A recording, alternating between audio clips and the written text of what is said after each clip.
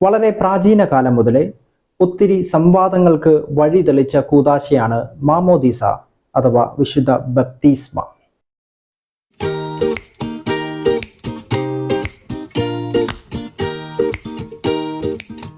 ക്രൈസ്തവർ ഈ ശുശ്രൂഷ സഗൗരവം അനുഷ്ഠിക്കുന്നതിന് മുമ്പേ യഹൂദ മതത്തിലെ പല വിഭാഗങ്ങളും ഈ ശുശ്രൂഷ പല തരത്തിലാണ് നിർവഹിച്ചിരുന്നത്. ഉദാഹരണത്തിന് എസ്സീൻ സമൂഹത്തിൽ പുതുക്കത്തിൻ്റെയും രൂപാന്തരത്തിൻ്റെയും അടയാളമായി വർഷം തോറും അവർ സ്നാപനം നൽകിയിരുന്നു. ഈ സമൂഹത്തിൻ്റെ റെപ്രസെൻറ്റേറ്റീവായ യോഹന്നാൻ സ്നാപകൻ അത് ജനകീയമാക്കിയതിൽ ഒരു അതിശയോക്തിയും ഇല്ല. പിന്നീട് യേശുവും ഇത് വളരെ നല്ല ഒരു സാധനയായി കണ്ട് കൂദാശയായി നമുക്ക് നൽകി. ദൗർഭാഗ്യമെന്ന് പറയട്ടെ, വളരെ ആഴത്തിലുള്ള അർത്ഥതലങ്ങൾ ഉൾപ്പെട്ട ഈ ശുശ്രൂഷ പിന്നീട് അതിൻ്റെ നിർവഹണത്തിലെ വ്യത്യസ്തതകൾ മൂലം ഒരുപാട് തർക്കങ്ങൾക്ക് വിധേയപ്പെട്ടു. സഭയുടെ ചരിത്രത്തിൽ രക്തം കൊണ്ട് രേഖപ്പെടുത്തപ്പെട്ട ഒന്നായി മാറി വിശുദ്ധ മാമോദീസ. മാർട്ടിൻ ലൂതറിന്റെ കാലഘട്ടത്തിന് ശേഷം അനബാപ്റ്റിസ്റ്റുകൾ അഥവാ റീബാപ്റ്റിസേഴ്സ് അങ്ങനെ ഒരു വിഭാഗം ഉണ്ടായി. ശിശു സ്നാപനം കൈക്കൊണ്ടവരെ അത് തെറ്റാണെന്ന് ധരിപ്പിച്ച് വീണ്ടും സ്നാനപ്പെടുത്തിയ ഒരു വിഭാഗമാണ് അവർ. നവീകരണകർത്താക്കളായ മാർട്ടിൻ ലൂതറും ജോൺ കാൽവിനും ശിശു സ്നാപനത്തെ അംഗീകരിച്ചപ്പോൾ അതിനെതിരെ നിലകൊണ്ട വിഭാഗമാണ് അനബാപ്റ്റിസ്റ്റ്. ബൈബിളിൽ കുറഞ്ഞപക്ഷം 5 തരത്തിലുള്ള സ്നാപനങ്ങളെക്കുറിച്ച് പറയുന്നുണ്ട്. ഒന്നാമത്തേത് ബാപ്റ്റിസം ഓഫ് റിപ്പൻറ്റൻസ്, മാനസാന്തര സ്നാപനം. അപ്പോസ്തല പ്രവൃത്തികൾ 19-ാം അധ്യായം 4-ാം വാക്യത്തിൽ യോഹന്നാൻ മാനസാന്തര സ്നാനമത്രേ കഴിപ്പിച്ചത് എന്ന് പറയുന്നു. രണ്ടാമത്തേത് baptism into the body of Christ, ക്രിസ്തുവിൻ്റെ ശരീരത്തോട് ചേരുക എന്ന സ്നാപനം. റോമാലേഖനം 6-ാം അധ്യായം 3-ാം വാക്യത്തിൽ യേശു ക്രിസ്തുവിനോട് ചേരുവാൻ സ്നാപനം ഏറ്റവരായ നാം എല്ലാവരും അവൻ്റെ മരണത്തിൽ പങ്കാളികളാകുവാൻ സ്നാപനം ഏറ്റിരിക്കുന്നു എന്ന് നിങ്ങൾ അറിയുന്നില്ലയോ? അപ്പോൾ താതാത്മ്യപ്പെടലിൻ്റെ മർമ്മമായിട്ടാണ് ഇവിടെ മാമോദീസായെ അവതരിപ്പിച്ചിരിക്കുന്നത്. മൂന്നാമത്തേത് ബാപ്റ്റിസം ഇൻ വാട്ടർ, ജലസ്നാപനം. എഫേസ്യ ലേഖനം 5-ാം അധ്യായം 26-ാം വാക്യത്തിൽ അവൻ അവളെ വചനത്തോടു കൂടിയ ജലസ്നാനത്താൽ വെടിപ്പാക്കി വിശുദ്ധീകരിക്കുന്നു എന്ന് പറയുന്നു. നാലാമത്തേത് ബാപ്റ്റിസം ഇൻ ഹോളി സ്പിരിറ്റ്, പരിശുദ്ധാത്മ സ്നാപനം.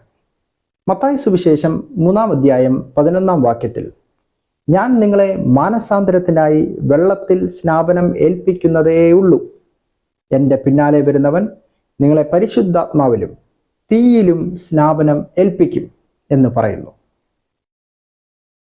അഞ്ചാമത്തേത് ബാപ്റ്റിസം വിത്ത് ഫയർ, അഗ്നിയാലുള്ള സ്നാപനം. ലൂക്കോസ് സുവിശേഷം 3-ാം അധ്യായം 16-ാം വാക്യത്തിൽ അവൻ തീ കൊണ്ട് സ്നാപനം കഴിപ്പിക്കും. തീ എന്നതിന് പല അർത്ഥങ്ങൾ വേദപുസ്തകം നൽകുന്നുണ്ട്. തീ ന്യായവിധിയെ സൂചിപ്പിക്കാം, തീ കഷ്ടതയെയോ അല്ലെങ്കിൽ പരിശുദ്ധാത്മാവിനെയോ സൂചിപ്പിക്കാം. എന്നാൽ ലൂക്കോസ് സുവിശേഷം 3-ാം അധ്യായം 16-ാം വാക്യത്തിലെ വിവരണം അത് ന്യായവിധിയുമായാണ് കൂടുതൽ ചേർന്ന് നിൽക്കുന്നത്. സ്നാപനങ്ങൾ പല തരത്തിലുണ്ട് എന്ന് എബ്രായ ലേഖകനും അഭിപ്രായപ്പെടുന്നുണ്ട്.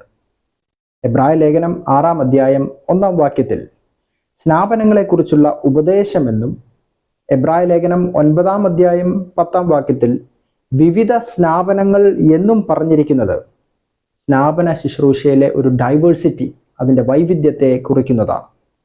വിവിധ സ്നാപനങ്ങൾ ഉണ്ട് എന്ന അറിവിൽ നിന്ന് വേണം നമ്മുടെ അടിസ്ഥാനപരമായ പ്രശ്നങ്ങൾക്ക് അതിനൊരു പരിഹാരം കാണേണ്ടത്. സ്നാപന ശുശ്രൂഷയെക്കുറിച്ച് ചില അടിസ്ഥാന തത്വങ്ങൾ നാം ആദ്യമേ മനസ്സിലാക്കേണ്ടതുണ്ട്. യവന ഭാഷയിൽ അഥവാ ഗ്രീക്ക് ലാംഗ്വേജിൽ ബാപ്റ്റിസം എന്ന പദത്തിന് ഉപയോഗിച്ചിരിക്കുന്ന പദം ബാപ്റ്റിസോ എന്നാണ്. ആ ബാപ്റ്റിസോ എന്ന പദത്തിൻ്റെ അർത്ഥം ഡിപ്പ് എന്ന് തന്നെയാകാം, ഡിപ്പ്. പക്ഷേ വേദപുസ്തകത്തിൽ ഈ പദം പല വ്യത്യസ്ത സന്ദർഭങ്ങളിൽ ഉപയോഗിച്ചിട്ടുണ്ട്. ഉദാഹരണത്തിന് പഴയ നിയമത്തിന്റെ ഗ്രീക്ക് പരിഭാഷയായ സെപ്റ്റുജിന്റിൽ അഥവാ സപ്തതിയിൽ യാഗത്തിന്റെ അർപ്പണത്തിന് ശേഷം പുരോഹിതർ ജലമോ രക്തമോ യാഗപീഠത്തിൽ തളിക്കുന്നതിനെ ബാപ്റ്റിസോ എന്ന പദം കൊണ്ടാണ് അവിടെ സൂചിപ്പിച്ചിരിക്കുന്നത്. യെഹെസ്കേൽ പ്രവചനത്തിൽ അതിന്റെ 36-ാം അധ്യായം 25-ാം വാക്യത്തിൽ നിങ്ങളുടെ മേൽ നിർമ്മല ജലം തളിക്കും എന്നതും അവിടെ പറയുന്നുണ്ട്. അതിനും ബാപ്റ്റിസോ എന്ന പദമാണ് ഉപയോഗിച്ചിരിക്കുന്നത്. പരിശുദ്ധാത്മ സ്നാപനത്തിലും റോമാലേഖനം 6-ാം അധ്യായം 3-ാം വാക്യത്തിലെ യേശുവുമായി അനുരൂപപ്പെടുന്ന സ്നാപനത്തിലും ബാപ്റ്റിസോ എന്ന പദമാണ് ഉപയോഗിച്ചിരിക്കുന്നത്. ഈ വാക്യങ്ങളിൽ അതിന് അനോയിന്റിങ് അഥവാ അഭിഷേകം എന്നാണ് അർത്ഥം വരുന്നത്. മത്തായി സുവിശേഷം 23-ാം അധ്യായം 26-ാം വാക്യത്തിൽ നിങ്ങൾ കിണ്ണങ്ങളുടെ പുറം വെടിപ്പാക്കുന്നു എന്ന വാക്യത്തിൽ ബാപ്റ്റിസോ എന്ന പദമാണ് അവിടെയും ഉപയോഗിച്ചിരിക്കുന്നത്. അങ്ങനെയാണെങ്കിൽ യേശു ക്രിസ്തുവിൻ്റെ നാമത്തിൽ സ്നാപനം ഏൽപ്പീൻ എന്ന അപ്പോസ്തല പ്രവൃത്തികൾ 2-ാം അധ്യായം 38-ാം വാക്യത്തിൽ പറയുമ്പോൾ അവിടെ മുഴുകൽ എന്ന ആശയം മാത്രമേ ഉള്ളൂ എന്ന് പറയുന്നത് എത്ര മണ്ടത്തരമാണ്! 12 അപ്പോസ്തലന്മാരുടെ പഠിപ്പിക്കലുകളുടെ സമാഹാരമാണല്ലോ ഡിഡാക്കെ. ആ പ്രാചീന രേഖയായ ഡിഡാക്കയിൽ സാഹചര്യങ്ങൾക്ക് ആപേക്ഷികമായി തളിച്ചും സ്നാനപ്പെടുത്താം എന്ന് അവിടെ വിശദീകരിക്കുന്നുണ്ട്.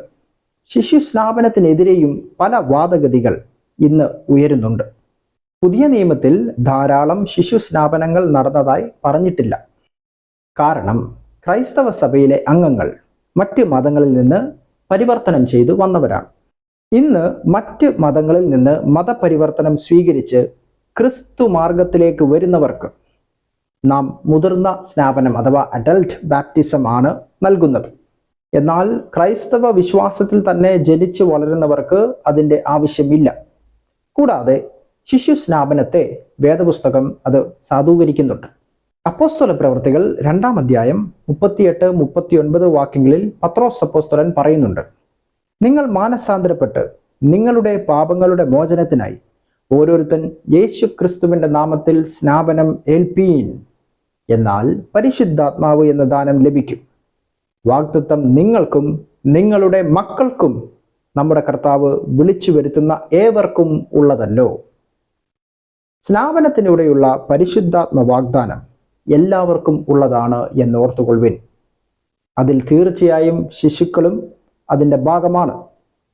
കാരണം ശിശുക്കളെ തടുക്കരുത്, ദൈവരാജ്യം ഇങ്ങനെയുള്ളവരുടേതല്ലോ എന്ന് മർക്കോസ് സുവിശേഷം 10-ാം അധ്യായം അതിൻ്റെ 14-ാം വാക്യത്തിൽ യേശു കർത്താവ് അരുളി ചെയ്തിട്ടുണ്ടല്ലോ. ശിശുക്കൾക്കും നൽകപ്പെടുന്ന ഈ വിടുതലിൻ്റെ അവകാശങ്ങൾ തടുക്കുവാൻ നമുക്ക് ആർക്കും അവകാശമില്ല.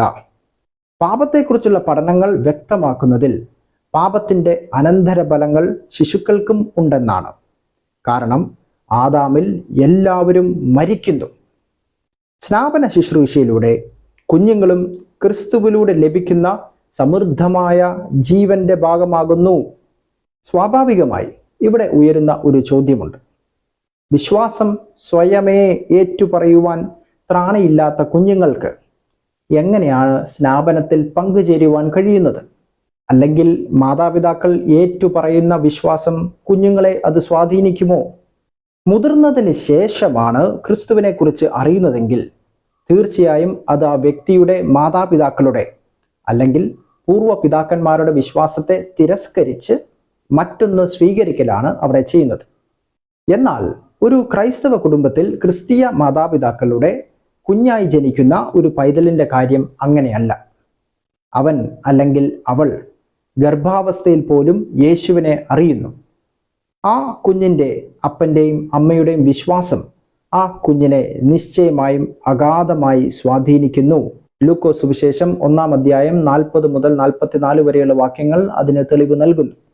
അപരന്റെ വിശ്വാസം ഒരാളെ അഗാധമായി സ്വാധീനിക്കും എന്നതിന് വേദപുസ്തകത്തിൽ നമുക്ക് ധാരാളമായി തെളിവുകൾ ലഭിക്കുന്നുണ്ട്.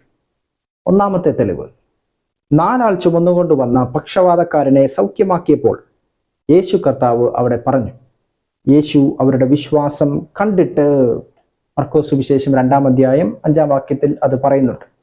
ഇവിടെ രോഗിയുടെ വിശ്വാസമല്ല രോഗിയെ ചുമന്നുകൊണ്ടുവന്ന 4 സുഹൃത്തുക്കളുടെ വിശ്വാസമാണ് സൗഖ്യത്തിന് കാരണമായത്.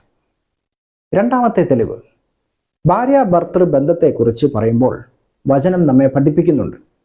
അവിശ്വാസിയായ ഭർത്താവ് ഭാര്യ മുഖാന്തരം വിശദീകരിക്കപ്പെടും, അല്ലെങ്കിൽ അവിശ്വാസിയായ ഭാര്യ സഹോദരൻ മുഖാന്തരം വിശദീകരിക്കപ്പെട്ടുമിരിക്കുന്നു, അല്ലെങ്കിൽ നിങ്ങളുടെ മക്കൾ അശുദ്ധർ എന്ന് വരും, ഇപ്പോഴോ അവർ വിശുദ്ധർ ആകുന്നു എന്ന് 1 കൊരിന്ത്യർ 7-ാം അധ്യായം 14-ാം വാക്യത്തിൽ പറയും. മാതാപിതാക്കളുടെ വിശ്വാസം കുഞ്ഞുങ്ങളെയും നിരന്തരമായി സ്വാധീനിക്കുന്നു എന്ന് പറയാൻ ഇതിൽ പരം നല്ല ഒരു വചനം ഇല്ല. ഭാര്യ ഭർത്താക്കന്മാരുടെ വിശ്വാസം പരസ്പരം സ്വാധീനിക്കുന്നത് പോലെ മാതാപിതാക്കളുടെ വിശ്വാസം കുഞ്ഞുങ്ങളെയും സ്വാധീനിക്കുന്നുണ്ട്. മൂന്നാമത്തെ തെളിവ്, സാധാരണ സ്നാപനത്തെക്കുറിച്ച് തർക്കിക്കുന്നവർ അധികം ചർച്ച ചെയ്യാത്ത ഒരു വേദഭാഗമാണ് 1 കൊരിന്ത്യർ 15-ാം അധ്യായം 29-ാമത്തെ വാക്യം. അവിടെ മരിച്ചവർക്ക് വേണ്ടിയുള്ള സ്നാപനത്തെക്കുറിച്ചാണ് പറയുന്നത്. അല്ല, മരിച്ചവർക്ക് വേണ്ടി സ്നാപനം ഏൽക്കുന്നവർ എന്ത് ചെയ്യും? മരിച്ചവർ കേവലം ഉയർക്കുന്നില്ല എങ്കിൽ അവർക്ക് വേണ്ടി സ്നാപനം ഏൽക്കുന്നത് എന്തിന്? പൗലോസ് അപ്പോസ്തലന്റെ കാലത്ത് ആദിമ സഭയിലുണ്ടായിരുന്ന ഒരു ആചാരമായിരുന്നു മരിച്ചവർക്ക് വേണ്ടിയുള്ള സ്നാപനം. പീഡനത്തിന്റെ കാലഘട്ടത്തിങ്കിൽ അനേകർ ക്രിസ്തു വിശ്വാസം സ്വീകരിച്ചുവെങ്കിലും സ്നാപനം ഏൽക്കുന്നതിന് മുമ്പേ തന്നെ അവരുടെ വിശ്വാസം നിമിത്തം കൊല്ലപ്പെടുകയാണ് ഉണ്ടായത്. മരണപ്പെട്ടവരുടെ ബന്ധുക്കൾ അപ്പോസ്തലന്മാരോട് വേദനയോടെ ചോദിച്ചു, ഞങ്ങളുടെ പ്രിയ സഹോദരൻ അല്ലെങ്കിൽ സഹോദരി വിശ്വാസിയായിരുന്നു, എന്നാൽ സ്നാപനപ്പെടുന്നതിന് മുമ്പ് മരണപ്പെട്ടു, ഇനി എന്ത് ചെയ്യും? നിരാശയുടെ ഈ ചോദ്യം ഉയർത്തപ്പെട്ടപ്പോൾ പരിഹാരമായി പറഞ്ഞതാണ് മരിച്ചവർക്ക് വേണ്ടിയുള്ള സ്നാപനം. അതായത് മരിച്ചവർക്ക് വേണ്ടി മറ്റൊരാൾ സ്നാപനപ്പെടുകയാണ് അതിനുള്ള പരിഹാരം. ഇന്ന് നമ്മുടെ സഭ ഇത് അനുവർത്തിക്കുന്നില്ല. എങ്കിലും വിശ്വാസത്തിന് മറ്റൊരു വ്യക്തിയിൽ ചെലുത്തുവാൻ കഴിയുന്ന സ്വാധീനത്തിൻ്റെ ആഴം, ആ സ്വാധീനത്തിൻ്റെ പരപ്പ്, അത് ഇവിടെ വളരെ വ്യക്തമാണ്. മരിച്ചവർക്ക് വേണ്ടി പോലും സ്നാപനം വചനത്തിൽ ഊന്നി പറയുന്ന സന്ദർഭത്തിലാണ് ശിശു സ്നാപനത്തെ എതിർത്തുകൊണ്ട് ചിലർ അടിസ്ഥാനമില്ലാത്ത പലതരത്തിലുള്ള വിമർശനങ്ങൾ ഉന്നയിക്കുന്നത് എന്ന് ഓർത്തുകൊള്ളണം. നാലാമത്തെ തെളിവ്, ഇസ്രായേൽ ജനം എല്ലാവരും ഒരു പ്രത്യേക തലത്തിലുള്ള സ്നാപനമേറ്റ് മോശയോട് ചേർന്നതായി പൗലോസ് അപ്പോസ്തലൻ അതിനെ വ്യാഖ്യാനിക്കുന്നുണ്ട്. അത് ഒരു നിഴലാണ്. സഹോദരന്മാരെ, നമ്മുടെ പിതാക്കന്മാർ എല്ലാവരും മേഘത്തിന് കീഴിൽ ആയിരുന്നു. എല്ലാവരും സമുദ്രത്തിലൂടെ കടന്ന് എല്ലാവരും മേഘത്തിലും സമുദ്രത്തിലും സ്നാനം ഏറ്റു. 1 കൊരിന്ത്യർ 10-1 മുതൽ 3 വരെയുള്ള വാക്യങ്ങളാണ്. മറ്റൊരു നിഴലിനെ കുറിച്ച് പത്രോസ് അപ്പോസ്തലൻ നമ്മെ പഠിപ്പിക്കുന്നുണ്ട്. ആ പെട്ടകത്തിൽ അല്പജനം എന്നു വെച്ചാൽ 8 പേർ. വെള്ളത്തിൽ കൂടി അവർ രക്ഷ പ്രാപിച്ചു. അത് സ്നാപനത്തിന് ഒരു മുൻകുറി. 1 പത്രോസ് 3-20 വാക്യം. സ്നാപനത്തെക്കുറിച്ചുള്ള ഈ 2 പഴയ നിയമ സാദൃശ്യങ്ങളിൽ ശിശുക്കൾ ഒഴിവാക്കപ്പെട്ടിട്ടില്ല എന്ന് നമുക്ക് വ്യക്തമാണ്. അവസാനത്തെ തെളിവ്, ഇസ്രായേലിയ ദൈവശാസ്ത്രത്തിന് അതിന് ക്രിസ്ത്യൻ ഇന്റർപ്രിട്ടേഷൻ നൽകിയ പൗലോസ് അപ്പോസ്തലൻ പറയുന്നു, ക്രിസ്തീയ സ്നാപനം അതൊരു ക്രിസ്തീയ പരിച്ഛേദനയാണ്, അഥവാ ക്രിസ്ത്യൻ സർക്കംസിഷൻ ആണ് എന്ന്. കൊലോസ്യ ലേഖനം 2-ാം അധ്യായം 11-12 വാക്യങ്ങളിൽ, അവനിൽ നിങ്ങൾക്ക് ക്രിസ്തുവിന്റെ പരിച്ഛേദനയാൽ ജഡശരീരം ഉരിഞ്ഞു കളഞ്ഞതിനാൽ തന്നെ കൈക്കൊണ്ടല്ലാത്ത പരിച്ഛേദനയും ലഭിച്ചു. സ്നാപനത്തിൽ നിങ്ങൾ അവനോട് കൂടെ അടക്കപ്പെടുകയും അവനെ മരിച്ചവരുടെ ഇടയിൽ നിന്ന് ഉയർത്തെഴുന്നേൽപ്പിച്ച ദൈവത്തിന്റെ വ്യാപാര ശക്തിയിലുള്ള വിശ്വാസത്താൽ അവനോടുകൂടെ നിങ്ങളും ഉയർത്തെഴുന്നേൽക്കുകയും ചെയ്തു. ജനിച്ച് 8-ാം നാൾ അനുഷ്ഠിക്കുന്ന ആചാരമാണല്ലോ പരിച്ഛേദന. സ്നാപനം ക്രിസ്തീയ പരിച്ഛേദന എന്ന് പറയുമ്പോൾ ശിശു സ്നാപനത്തെ വചനം അത് സാധൂകരിക്കുകയല്ലേ ചെയ്യുന്നത്? മത്തായി സുവിശേഷം 28-ാം അധ്യായം അതിൻ്റെ 19-ാം വാക്യത്തിൽ യേശുവിൻ്റെ നിയോഗപ്രകാരം നാം ഏവരെയും സ്നാനപ്പെടുത്തേണ്ടതുണ്ട്.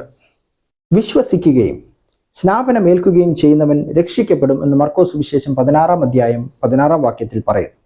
ഈ വിശ്വാസം മുതിർന്നവർക്ക് മാത്രമല്ല, വിശ്വാസം കേൾവിയാലും കേൾവി ക്രിസ്തുവിൻ്റെ വചനത്താലും വരുന്നു എന്ന് റോമാലേഖനം 10-ാം അധ്യായത്തിൻ്റെ 17-ാം വാക്യത്തിൽ പറയുന്നു.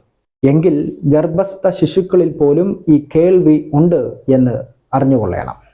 ലുദിയയും കുടുംബവും സ്നാപനം സ്വീകരിച്ചപ്പോഴും പള്ളിപ്രമാണിയായ ക്രിസ്പോസ് തൻ്റെ സകല കുടുംബത്തോടും കൂടെ സ്നാപനം ഏറ്റപ്പോഴും ശിശുക്കളുടെയും സാന്നിധ്യം ഉണ്ടായിരുന്നിരിക്കണം എന്നാണ് പണ്ഡിത മതം അഭിപ്രായപ്പെടുന്നത്.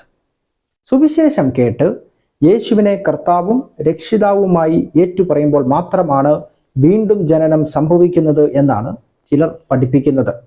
എന്നാൽ വെള്ളത്താലും ആത്മാവിനാലും വീണ്ടും ജനിക്കുക എന്നത് ഒരു കർമ്മമായിട്ടാണ് യോഹന്നാന്റെ സുവിശേഷത്തിൽ അത് രേഖപ്പെടുത്തിയിരിക്കുന്നത്. മൂലഭാഷയിൽ വെള്ളത്താലും ആത്മാവിനാലും ജനിക്കുക എന്നത് രണ്ട് കർമ്മമല്ല, പിന്നെയോ അത് ഒരു കർമ്മമാണ്. ശിശുക്കൾക്ക് സ്നാപനം കൊടുക്കരുത് എന്ന് പറയുന്ന ഒരു വാക്യം പോലും വേദപുസ്തകത്തിൽ നാം കാണുന്നില്ല. ഒരു ശിശുവിന് കർത്താവിനെ രക്ഷിതാവായി സ്വീകരിക്കാനാകുമോ എന്നാണ് ചിലരൊക്കെ ചോദിക്കുന്നത്. ഞാൻ എൻ്റെ അപ്പനെ അപ്പനായി സ്വീകരിച്ചതാണോ? ഒരിക്കലുമല്ല. എൻ്റെ അപ്പൻ ദൈവത്തിൻ്റെ ഏറ്റവും വലിയ വരദാനമാണ്. അതുപോലെ യേശുവിനെ രക്ഷിതാവായി സ്വീകരിക്കുക എന്നാൽ അത് എൻ്റെ കഴിവോ തിരഞ്ഞെടുക്കുവാനുള്ള മികവോ അല്ല അത് സൂചിപ്പിക്കുന്നത്. പിന്നെയോ ദൈവത്തിൻ്റെ ഏറ്റവും വലിയ വരദാനമാണ് അത്. അതുകൊണ്ടാണ് യേശു അസന്നിഗ്ധമായി പറയുന്നത്, നിങ്ങൾ എന്നെ തിരഞ്ഞെടുത്തു എന്നല്ല, ഞാൻ നിങ്ങളെ തിരഞ്ഞെടുത്തു. യോഹന്നാൻ സുവിശേഷം 15 അധ്യായം 16 വാക്യത്തിൽ അത് കാണുന്നു. നാം യേശുവിനെ സ്വീകരിക്കുന്നതിന് മുമ്പേ യേശു നമ്മെ സ്വീകരിച്ചു. അതാണ് കുരിശിൽ വെളിപ്പെട്ട സ്നേഹം. ശിശുക്കളെ ദൈവം തിരഞ്ഞെടുത്തില്ല, ശിശുക്കളെ ദൈവം സ്വീകരിച്ചില്ല എന്ന് നമുക്ക് ഇനിയും പറയാനാകുമോ? യിരെമ്യാ പ്രവാചകന്റെ പുസ്തകം 1 അധ്യായം അതിൻ്റെ 5 വാക്യത്തിൽ, നീ ഗർഭപാത്രത്തിൽ നിന്ന് പുറത്തു വന്നതിന് മുമ്പേ ഞാൻ നിന്നെ വിശുദ്ധീകരിച്ചു. സങ്കീർത്തനം 22:10, ഗർഭപാത്രത്തിൽ നിന്ന് ഞാൻ നിങ്കൽ ഏൽപ്പിക്കപ്പെട്ടു, എൻ്റെ അമ്മയുടെ ഉദരം മുതൽ നീ എൻ്റെ ദൈവം. സങ്കീർത്തനം 71:6, ഗർഭം മുതൽ നീ എന്നെ താങ്ങിയിരിക്കുന്നു. ഗലാത്യർ 1:15 പറയുന്നു, എങ്കിലും എൻ്റെ ജനനം മുതൽ എന്നെ വേർതിരിച്ചു തൻ്റെ കൃപയാൽ വിളിച്ചിരിക്കുന്ന ദൈവം. നോക്കുക, ശിശുക്കൾക്ക് പോലും ബലം നിയമിക്കുന്ന ദൈവം അവരെ സ്വീകരിക്കാതിരിക്കുമോ? ചിലർ പറയുന്നത് യേശു സ്നാപനമേറ്റത് 30-ാമത്തെ വയസ്സിലാണ്, യോർദാനിലാണ് സ്നാനമേറ്റത്. അതുകൊണ്ട് യേശുവിൻ്റെ സ്നാപനം നാം മാതൃകയായി സ്വീകരിക്കണം എന്നാണ് അവർ പറയുന്നത്. യേശുവിൻ്റെ സ്നാപനം എന്തിനായിരുന്നു എന്ന് അറിയാത്തവരാണ് ഇത് ചോദിക്കുന്നത്. ദൈവപുത്രനായ യേശുവിന് പാപമോചന സ്നാപനം വേണ്ടിയിരുന്നില്ല എന്ന് നമുക്കറിയാം. യേശുവിൻ്റെ സ്നാപനം കേവലം ഒരു മാതൃക ആയിരുന്നില്ല. പിന്നെ എന്താണത്? യേശു യോഹന്നാനാൽ സ്നാപനമേൽക്കുവാൻ ഗലീലയിൽ നിന്ന് യോർദാനിൽ എത്തി. യോഹന്നാനോട് സ്നാനപ്പെടുത്തുവാൻ യേശു ആവശ്യപ്പെട്ടു. യോഹന്നാൻ ആദ്യം അത് സമ്മതിച്ചില്ല എന്നാണ് നാം വായിക്കുന്നത്. അപ്പോൾ യേശുവിൻ്റെ പ്രതികരണം വളരെ ശ്രദ്ധേയമാണ്. ഇപ്പോൾ സമ്മതിക്കാം, ഇങ്ങനെ സകല നീതിയും നിവർത്തിക്കുന്നത് നമുക്ക് ഉചിതം എന്ന് ഉത്തരം പറഞ്ഞു. മത്തായി സുവിശേഷം 3 അധ്യായത്തിന്റെ 15 വാക്യത്തിലാണ് അത് കാണുന്നത്. സ്വാഭാവികമായ ഒരു ചോദ്യം അവിടെ ഉയരുന്നുണ്ട്. എന്ത് നീതിയാണ് ഇവിടെ യേശു പറയുന്നത്? യേശു സ്നാപനപ്പെട്ടത് നിത്യ പൗരോഹിത്യത്തിലേക്ക് പ്രവേശിക്കുവാനാണ്.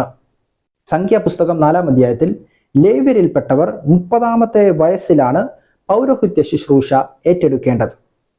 അവരെ ജലത്തിൽ കഴുകി എണ്ണ കൊണ്ട് അഭിഷേകം ചെയ്യണം. So it was an anointing into his office. അതുകൊണ്ട് യേശുവിൻ്റെ സ്നാപനം അത് ആവർത്തിക്കപ്പെടുന്നില്ല. യേശുവിൻ്റെ സ്നാപനമല്ല സഭ അനുവർത്തിക്കുന്നത് എന്ന് ഓർത്തുകൊള്ളണം. ഉദാഹരണത്തിന് അപ്പോസ്തല പ്രവൃത്തികൾ 19:1 മുതൽ 5 വരെയുള്ള വാക്യത്തിൽ പൗലോസ് അപ്പോസ്തലൻ എഫേസോസിൽ വന്ന ചിലരോട് നിങ്ങൾ പരിശുദ്ധാത്മാവ് പ്രാപിച്ചോ എന്ന് അവിടെ ചോദിക്കുന്നുണ്ട്. ഇല്ല എന്നായിരുന്നു അതിന് കിട്ടിയ മറുപടി. അവർ ഏറ്റ സ്നാപനം യോഹന്നാൻ്റേതായിരുന്നത് കൊണ്ട് അവരെ വീണ്ടും സ്നാനപ്പെടുത്തുകയാണ് ചെയ്തത്. യോഹന്നാൻ സ്നാപകന്റെ സ്നാപനം ആവർത്തിക്കപ്പെടുന്നില്ല. യഥാർത്ഥത്തിൽ സ്നാപനത്തിൽ സംഭവിക്കുന്നത് എന്താണ്? എല്ലാ കൂദാശകളും ഭാഷയ്ക്ക് അതീതമായ ഒരു ദൈവത്തിൻ്റെ അനുഭവത്തെയാണ് അത് സൂചിപ്പിക്കുന്നത്. അദൃശ്യവും അഭൗമവുമായ ഒരു ദൈവാനുഭവത്തിൻ്റെ ദൃശ്യമായ ഒരു ആവിഷ്കാരമാണ് അത്. ജലം എന്നത് ശക്തമായ ഒരു പ്രതീകം മാത്രമാണ്. ജലം ഒരു സാക്ഷിയാണ്, ഒരു വിറ്റ്നസ്സാണ്. 1 യോഹന്നാൻ 5:8 പ്രകാരം ശുദ്ധീകരണത്തിൻ്റെ ഉപാധിയാണ്. യോഹന്നാൻ സുവിശേഷം 2:7 വാക്യത്തിൽ പറയുന്നത് പോലെ സർവോപരി ഒരു ജനന പ്രക്രിയയെ സൂചിപ്പിക്കുന്ന ഒന്നാണ്. ഗർഭപാത്രത്തിലെ സെമിനൽ ഫ്ലൂയിഡ്. പുതുതായി ജനിക്കുന്ന അനുഭവമാണല്ലോ സ്നാപനം. എന്നിരുന്നാലും സ്നാപനത്തിൽ the use of water is assumed, the action of spirit is emphasised. സ്നാപനം മുക്കിയോ തളിച്ചോ എന്ന വ്യർത്ഥവാദങ്ങൾക്ക് വശംവദരാകാതെ തനതായ അതിൻ്റെ അർത്ഥങ്ങൾ ഉൾക്കൊള്ളാനാണ് ഇവിടെ നാം ഓരോരുത്തരും ശ്രമിക്കേണ്ടത്. ആത്യന്തികമായി ഇതൊരു പരിശുദ്ധാത്മാവിൻ്റെ പ്രവൃത്തിയാണ്. പക്ഷേ പരിശുദ്ധാത്മാവ് കിട്ടാൻ സ്നാപനം കൂടിയേ തീരൂ എന്ന് നമുക്ക് പറയാനാവില്ല. ആന്തരികമായ ഒരറിവിൻ്റെ ബാഹ്യമായ ആവിഷ്കാരമാണ് സ്നാപനം. അപ്പോസ്തല പ്രവൃത്തികൾ 10-ാം അധ്യായം 44 മുതൽ 48 വരെയുള്ള വാക്യങ്ങളിൽ പത്രോസ് അപ്പോസ്തലന്റെ പ്രസംഗം കേട്ട എല്ലാവരുടെ മേലും പരിശുദ്ധാത്മാവ് വന്നു എന്ന് നാം വായിക്കുന്നുണ്ട്. പരിശുദ്ധാത്മാവ് വന്നതിന് ശേഷമാണ് അവിടെ സ്നാപനം നടന്നത്. അപ്പോസ്തല പ്രവൃത്തികൾ 19-ാം അധ്യായം 5-6 വാക്യങ്ങളിൽ യേശുവിൻ്റെ നാമത്തിൽ സ്നാപനം ഏറ്റതിനു ശേഷം അവരുടെ മേൽ കൈവച്ചപ്പോൾ പരിശുദ്ധാത്മാവ് ലഭിച്ചു എന്ന് നാം വായിക്കും. ചുരുക്കത്തിൽ, the Holy Spirit is at work. Baptism is the material sign of the Spirit's work. Spirit's activity is connected with baptism but cannot be confined to baptism എന്ന് ഓർക്കുക. ഈ ആത്മപ്രവൃത്തി മുഴുകൽ, തളിക്കൽ എന്ന ഈ 2 കാര്യങ്ങളിൽ മാത്രം തളച്ചിടപ്പെടുന്നതല്ല. ഈ ആത്മപ്രവൃത്തി എല്ലാവർക്കും, ശിശുക്കൾക്ക് ഉൾപ്പെടെ തുറക്കപ്പെട്ടിരിക്കുന്നതാണ്.